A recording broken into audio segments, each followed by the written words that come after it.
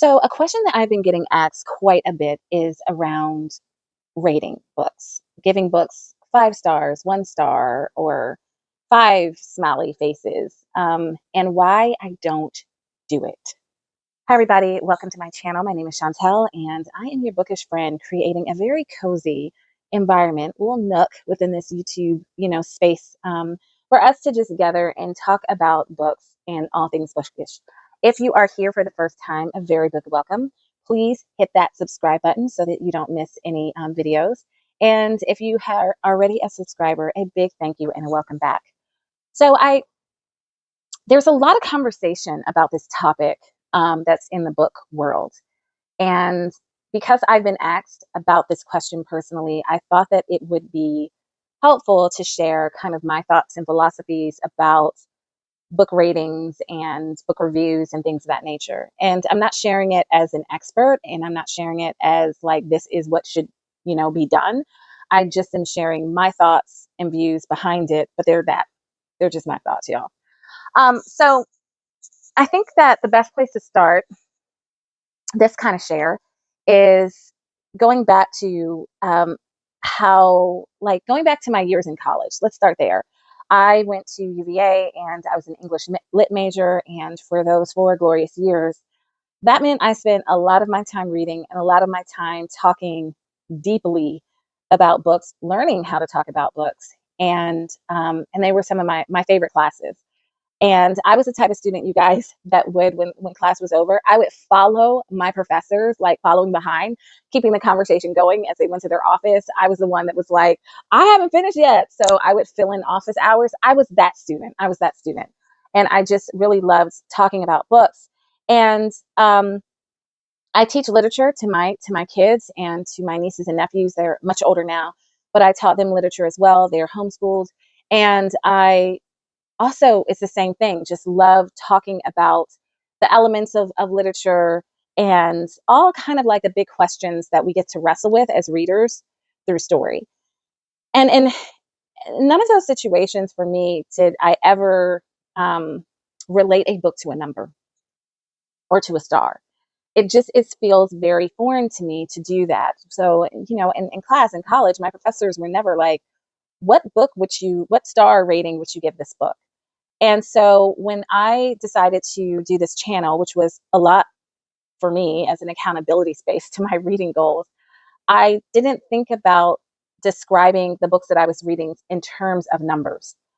But I also was entering a new space. I was doing something that I had never done before. I honestly did not listen to a whole lot of booktube videos and things of that nature, even before I started. But because it was such a new space, I did take time to kind of see what other people were doing and to get advice from people. And a lot of people were doing ratings, 5 stars, 2 stars, 1.5 stars. And so my earliest videos on my channel, if you look at them, you will see I did a couple of book reviews in that way where I gave them stars. And every time I did it, you guys, I felt it did not feel authentic to me. And so I stopped, even though I was given advice to continue to do the ratings because, as it was explained to me, it would help me to connect with readers or viewers quickly because that's what they want to see. And thus, it will help me grow my channel faster.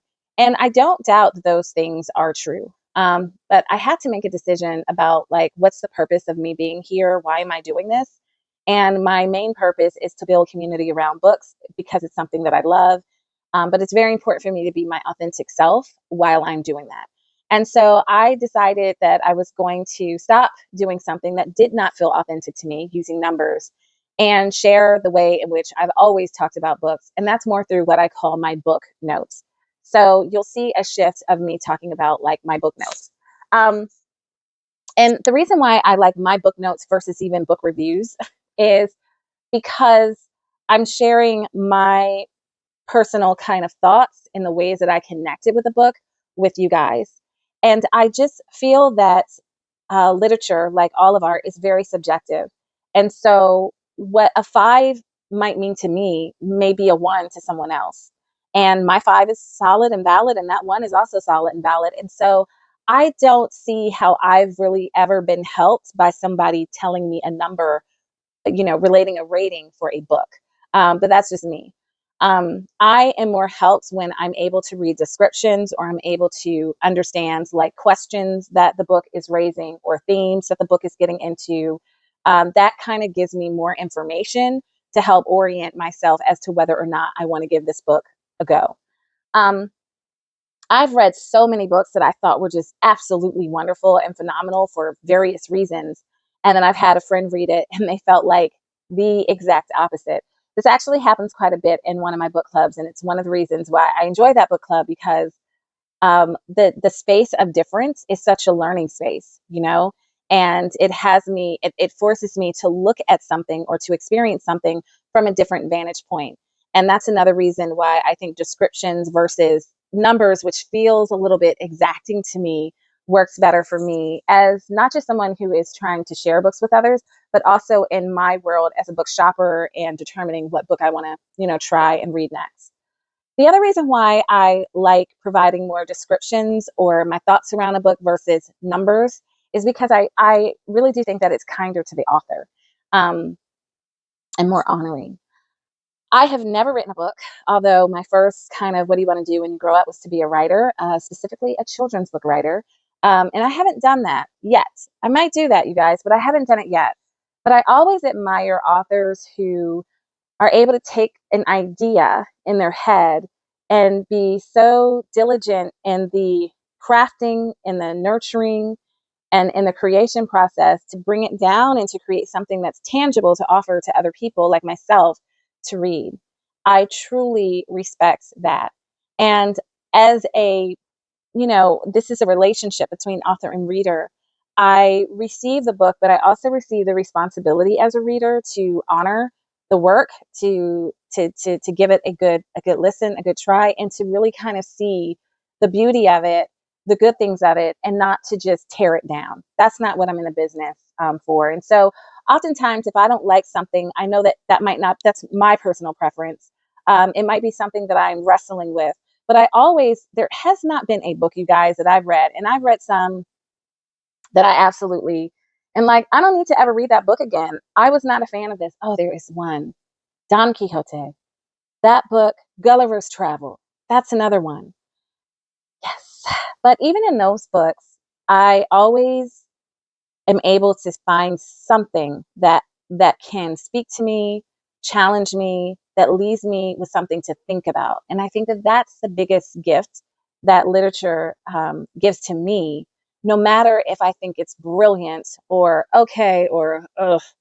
I am always given something to ponder. I'm always given something. And for that, I'm so appreciative. And I also never lose, I never lose. And it just kind of informs maybe what I am wanting to read, what I'm gravitating, what is good for me in this season of my life. Because I change, as I grow and as my life circumstances change. And so things that I didn't get anything out of, hardly, there's always something, but not like it was great when I was in my 20s. When I picked up a book again, it's like, wait a second, this is speaking to me in a bigger way. And I like to leave space for that. And for me, I think that if I was to assign something a number, it doesn't feel for me that there is space, for those things to happen, for it to speak to me in different seasons of my life. So that's kind of like, those are the reasons why I do not ascribe to giving number ratings, and why you won't find that here on my channel anymore. But what you will find are my thoughts, are the ways in which I was changed, challenged, inspired, discouraged. Um, you will find my answers to questions that the books brought up for me, my experience reading it. Sometimes I will spoil it for you, but I will always let you know when that's going to happen. And sometimes I will try and, to talk about it in a way that intrigues you, but does not spoil you. So that's my thing. And I will continue to talk from my book notes, which no matter what book I'm reading, if it's one I'm planning to share or not, I do keep a journal of those thoughts. And I've been doing this for years. It's one of the ways in which I connect with books. It also has been a way that I can go back through the years to see like what I was reading and what and how I was thinking during that season. So it's another kind of way for me to kind of see myself discovery and my becoming in this form. And so that's what I'm really excited to share with all of you all. I hope that answers your question.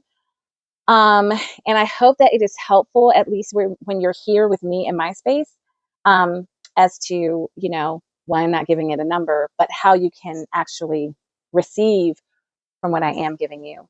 And I also hope that you know that there is lots of grace and so much space for us to interpret books and share books in various different ways, and that all ways are good and valid ways. So thank you guys for your time. I think that is it for today, but I'm happy. I just wanted to jump on when I had a few minutes and answer that question. I'm trying to find more moments to do that. And if you have any other questions, please put them in the comments below. I also would like to know what your thoughts are about this topic, because it's an interesting topic. Um, do you find that you rely on ratings, on number ratings? Is it helpful for you? Do you find that you trust like certain people's opinions and scoring of a book? Or do you find that it's not helpful? I would love to, have your input into this conversation, into my thought process as well. Until next time, you guys, please, you know what to do. Be good and kind to yourself. And before you go, if you haven't done it so already, be good and kind to me and to this show, and like and subscribe and share. Share this. Go ahead, click that share button and share it with a bookish friend and help grow this beautiful community of people of the book. And always, always, always, always, no matter where you are in the grocery store, y'all know I love to read in the grocery store and shop. Stay reading. Bye.